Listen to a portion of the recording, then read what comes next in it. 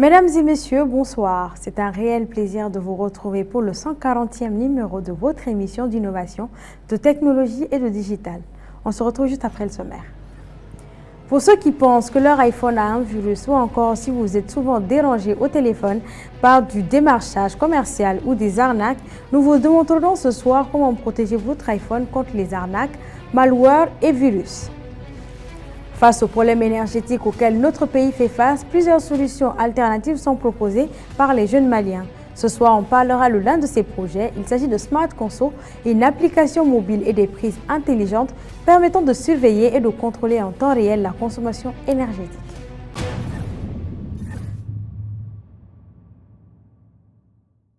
Qu'on le veuille ou non, aujourd'hui, la cybersécurité s'invite dans notre quotidien avec la forte tendance vers la digitalisation, d'où l'enjeu crucial de la cybersécurité. Ainsi, le club des directeurs des systèmes d'information au Mali et la célèbre marque d'antivirus russe Kaspersky Antivirus ont organisé la première édition d'un atelier qu'ils ont dédié à l'importance et aux enjeux de la cybersécurité dans le monde.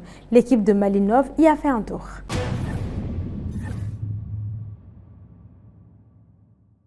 C'est l'hôtel Azalea qui a accueilli la première édition de l'atelier organisé par Kaspersky Antivirus sur l'importance et les enjeux de la cybersécurité au Mali, dénommé Canext.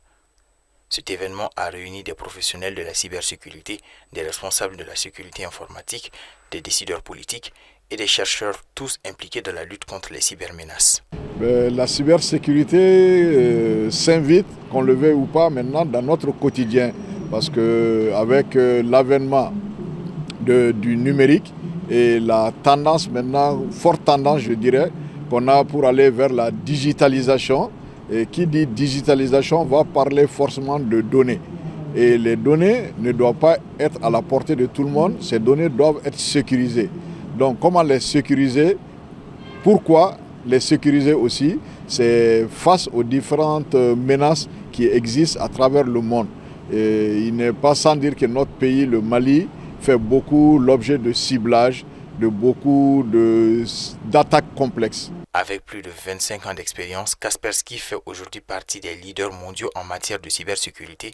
Dans un monde en perpétuelle évolution, l'objectif principal de cet atelier était de renforcer la compréhension des DSI sur les enjeux de la cybersécurité et l'échelle nationale et de développer des stratégies efficaces pour protéger les infrastructures du pays. Le but effectivement de cet événement est d'être un peu plus proche des clients ici au Mali et en fait de leur présenter tout ce qui est produit Kaspersky, tout ce qui est nouveauté en termes de solutions antivirales. Et donc ça ne sera pas la dernière édition, donc l'année prochaine on aura bien sûr d'autres éditions au Mali. Et on essaie d'être un peu plus proche des clients pour travailler avec eux et collaborer sur leurs futurs projets en termes de cybersécurité.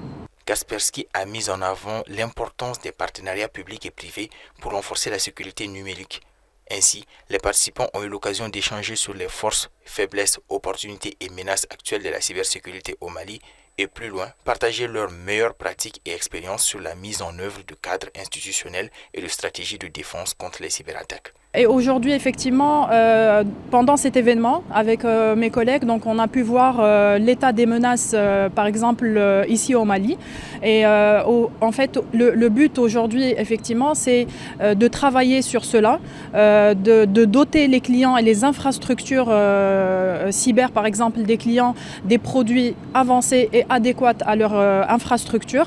Donc, on essaye de travailler le besoin du client, effectivement, pour leur doter des solutions innovantes qui vont répondre bien sûr aux menaces et aux ransomware qui peuvent attaquer leur infrastructure et qui peuvent récupérer les données par exemple sensibles de tous les clients.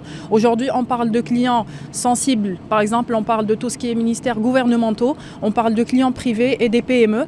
Donc personne n'est à l'abri en fait par rapport à la cybersécurité et surtout aux cybermenaces. Et donc le but effectivement, c'est de doter les PME, les entreprises privées ou bien les moyennes entreprises et les grandes entreprises de nos solutions Kaspersky pour pouvoir les aider à faire face à tout ce qui est attaque, par exemple, directe ou indirecte sur leur infrastructure. Cet atelier s'inscrit dans une série d'initiatives de Kaspersky en Afrique visant à améliorer la maîtrise des technologies de cybersécurité et à offrir des formations de haute qualité aux professionnels du secteur. Grâce à ces efforts, Kaspersky espère contribuer à la création d'un cyberespace plus sûr et résilient au Mali et en Afrique. Cette initiative qui est la conférence de Kaspersky à Bamako, vraiment c'était l'événement que nous avons beaucoup apprécié parce que ça nous a permis de faire la découverte de tellement de technologies, surtout la cybersécurité avec le développement de l'intelligence artificielle et des réseaux sociaux aujourd'hui. Donc ça nous a permis d'avoir la montée en puissance même, on peut dire, d'autres compétences que nous ne savions pas en cybersécurité. Donc ça nous a permis d'avoir des nouvelles technologies en cloud, donc la cybersécurité. Donc il y a beaucoup de formes de menaces comme les ransomware, les gens qui profitent, des personnes de mauvaise volonté qui profitent à des entreprises comme des particuliers. Donc ça nous a permis d'avoir beaucoup de connaissances dans ce domaine-là. Je suis quand même venu par curiosité pour pouvoir rencontrer cette présentation parce que nous avons quand même vu beaucoup de présentations au niveau des pays développés, en Chine, aux États-Unis, au niveau de l'Europe. Donc nous sommes venus voir quand même ce type de présentation d'où l'entreprise Kaspersky a eu l'idée de venir dans les pays quand même les moins développés au Mali où on a beaucoup de solutions. Moi j'avais vraiment fait connaissance de cette entreprise il y a plus de 15 ans, avant même de connaître c'est quoi il s'agissait.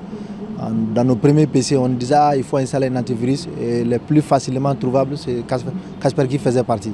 A noter qu'au Mali, environ 2000 incidents de cyberattaques ont été signalés en 2024. Parmi ces attaques, 60% étaient des tentatives de piratage informatique, 25% des escroqueries en ligne et 15% des ransomware. Comparé à l'année 2023, le nombre d'attaques a augmenté de 30%, reflétant une tendance mondiale croissante des cybermenaces, selon Interpol.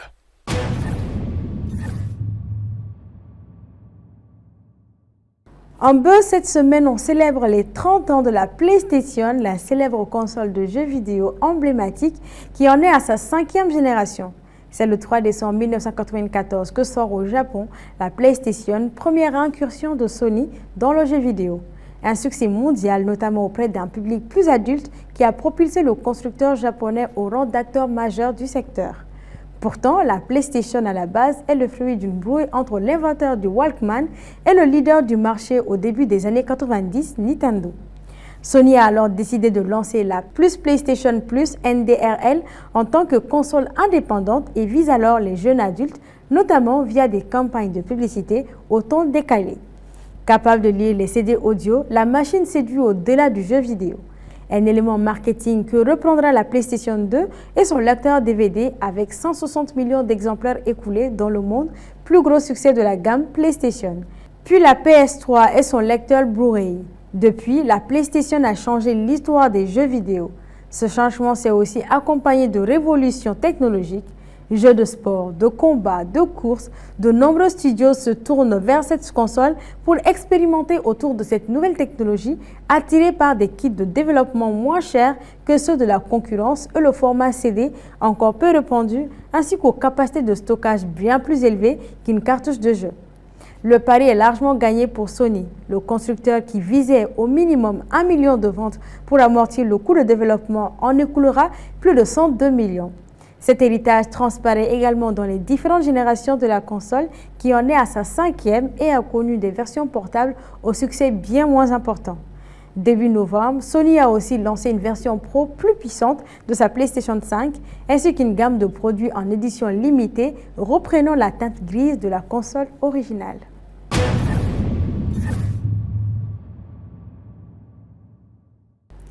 Si vous pensez que votre iPhone a un virus ou malware, si vous avez du spam dans votre calendrier ou encore si vous êtes souvent dérangé au téléphone par du démarchage commercial ou des arnaques, la nouvelle série qu'on débute dans cette rubrique est faite pour vous.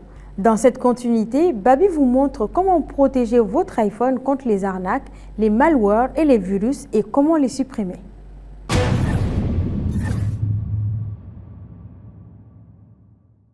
La plupart d'entre nous ont tous au moins une fois reçu un email, un message ou un SMS ou autre logiciel de messagerie qui vous demande de faire quelque chose en passant par le lien fourni. Par exemple, un colis que vous n'attendez pas, un problème avec votre solde bancaire ou encore une anomalie sur ce même compte bancaire. Si vous avez déjà reçu un tel message et que vous nous suivez depuis nos réseaux sociaux, mettez un emoji qui se marre dans les commentaires. Le lien le dirige vers un site web frauduleux qui imite un site officiel et a pour seul objectif de récupérer vos identifiants, données personnelles ou cartes de crédit. Donc, vous l'avez compris, ne cliquez jamais sur ce lien et c'est là, quel que soit l'appareil que vous utilisez. En cas de doute, quand on vous demande de vous connecter quelque part sur un service que vous utilisez, ne passez jamais par le lien fourni dans ces messages, mais toujours par le site officiel de l'entreprise dans votre navigateur web.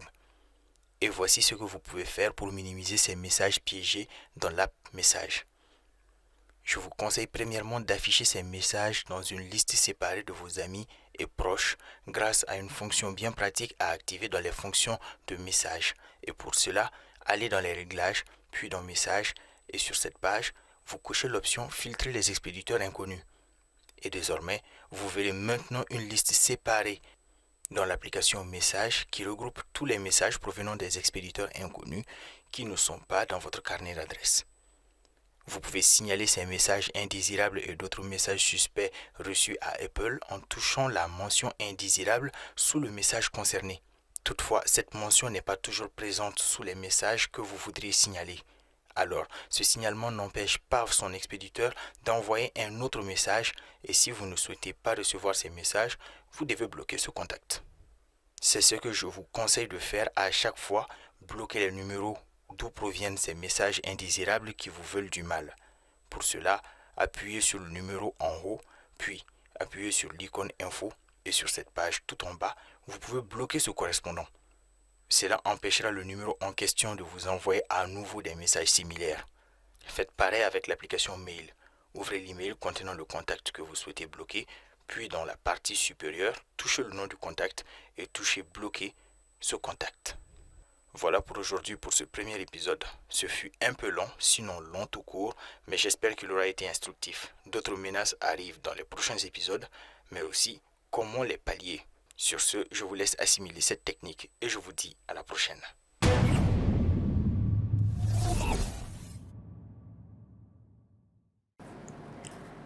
Smart Conso est une solution innovante de gestion de l'énergie au Mali.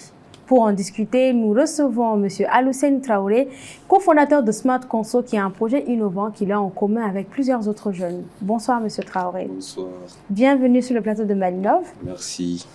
Vous êtes développeur full stack, Yes. autodidacte en intelligence artificielle et système embarqué, Oui. cofondateur de la start-up Smart Conso, dédiée à la gestion intelligente de l'énergie. Parlez-nous de ce projet. Ok. Alors, dans un monde où tout devient chaque jour de plus en plus cher, savez-vous que 30% de l'énergie consommée dans nos foyers et entreprises représente du gaspillage? Cela représente environ 90 000 francs CFA pour un foyer à faible consommation, 1 500 000 pour les petites entreprises et voire jusqu'à 4 500 000 pour les entreprises à consommation moyenne. D'accord.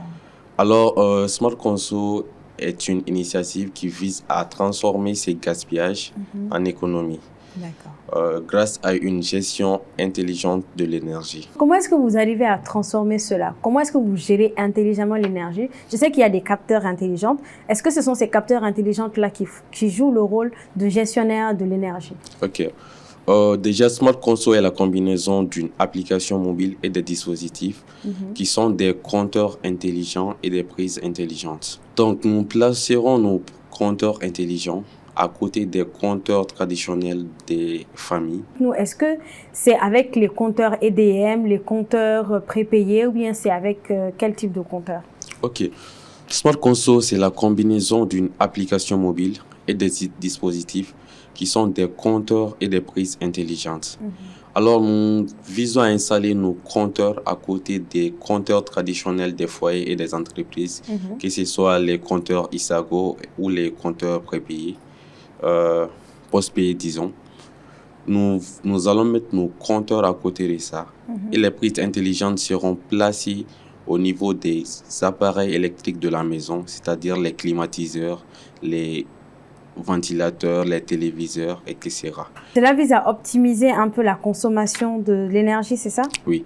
Donc, grâce à ces dispositifs, nous allons vous aider à gérer de façon intelligente votre consommation énergétique. Maintenant, ça c'est le rôle, vous venez de le dire, le rôle un peu de ces capteurs intelligents, c'est de les placer à côté, ça va un peu optimiser la gestion. Oui. Et l'application mobile, qu'est-ce qu'elle fait? Déjà, l'application mobile va marcher avec les dispositifs. Grâce à nos dispositifs, vous pouvez suivre en temps réel la consommation énergétique de chacun de vos appareils de la maison, c'est-à-dire de la machine à café au climatiseur. Chaque appareil vous révèle son coût exact. Bon, les dispositifs marchent vraiment avec l'application mobile. Vous pouvez contrôler tous vos appareils depuis votre smartphone, où que vous soyez, que ce soit à la maison, au bureau ou même à l'étranger. Vous pouvez contrôler tous vos appareils depuis votre smartphone.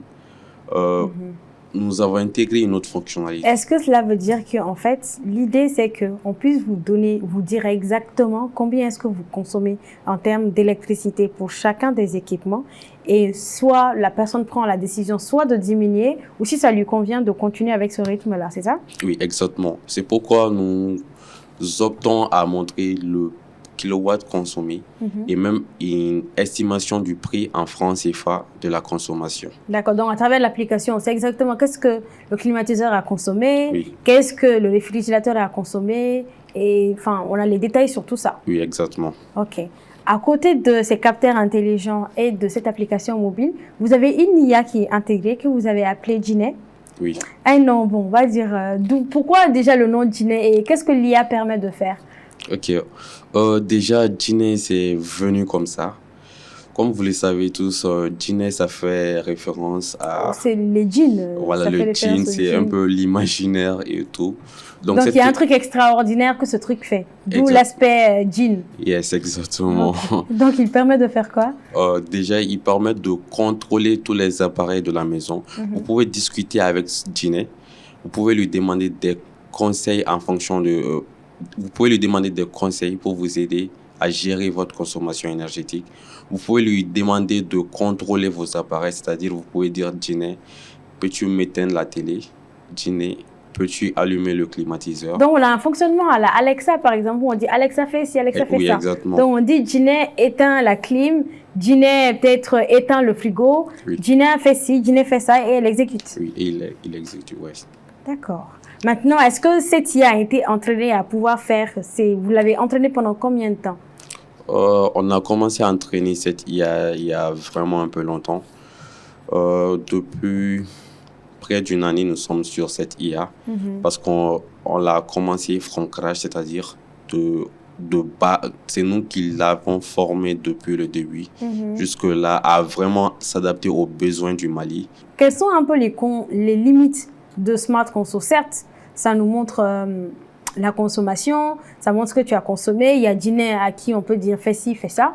Mais maintenant, qu'est-ce que ça ne prend pas en compte? Est-ce que quand il y a coupure, par exemple, ça intervient? Ça peut être une limite. Mais éventuellement, est-ce que quand il y a coupure d'électricité, vos différents dispositifs vont à l'arrêt? Déjà, Smart Conso n'est pas dans la production de l'électricité. Nous visons à gérer l'électricité. D'accord. Donc c'est quand l'électricité est là que vous intervenez. Yes. C'est-à-dire que c'est quand on a l'électricité qu'on va essayer de la gérer. D'accord. OK. Les défis que nous faisons face, premièrement, nous avons des problèmes de connexion parce qu'il faut vraiment une connexion pour utiliser le dispositif. Exactement, pour utiliser nos dispositifs. D'accord. Les problèmes de coût. Bien que nous essayons d'offrir Smart Conso à des coûts qui ne sont vraiment pas exorbitants, nous remarquons qu'une partie de la communauté malienne ne peut pas se l'offrir en raison du coût élevé. Exactement. Bon, on va dire que le pouvoir d'achat peut-être de certaines personnes ne leur permet pas d'accéder à Smart Conso. Oui, exactement. D'accord. Maintenant, le côté où on arrive à gérer à distance, ça c'est avec Alexa ou bien avec l'application mobile ou bien avec les deux? Avec les deux, avec l'application mobile, parce que l'intelligence artificielle est intégrée dans l'application mobile. Il y a une partie dans l'application mobile dédiée à ça qui va permettre de contrôler directement les appareils. Quelle est la prochaine étape pour le projet Smart Conso? Qu'est-ce que vous prévoyez faire finalement dorénavant, sinon je dirais dans les perspectives à venir? Déjà, nous visons à sensibiliser la population, à dire aux foyers, aux entreprises maliennes qu'il y a vraiment une alternative pour économiser de l'énergie en évitant les gaspillages d'électricité. Nous visons aussi à étendre Smart Conso dans les autres pays du monde qui sont également dans des problèmes d'énergie comme le Mali. Vous faites également partie de l'équipe nationale de robotique. Vous avez participé à plusieurs compétitions internationales. Oui. Est-ce que c'est au vu du fait que vous avez des expériences en intelligence artificielle, en système embarqué, avec Smart Conso, qui favorise le fait que vous puissiez participer à ces compétitions-là? Ou bien la robotique, c'est une passion à part? Déjà, la robotique, c'est un domaine qui vise vraiment à révolutionner le monde.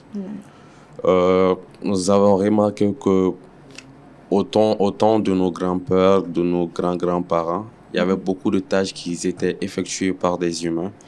Et là, maintenant, grâce à la robotique, ces tâches ne sont plus effectuées par des humains. Du coup, en vue de tout ça... Vous avez développé une passion à côté pour la robotique. Exactement, oui. Ok, que vous faites aussi en parallèle avec Smart Conso. Oui. C'est très bien parce que c'est des domaines combinés, quelque part, intelligence artificielle, qui se retrouvent également dans la robotique, système embarqué qu'on retrouve également dans la robotique. Alors, je rappelle qu'on était avec M. Al-Hussein Traoré, qui est cofondateur de Smart Conso.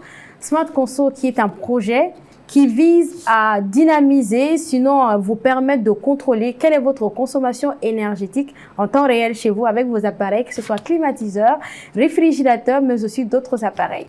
On se dit donc à la semaine prochaine pour un nouveau numéro et on vous souhaite bon vent pour votre projet. Merci.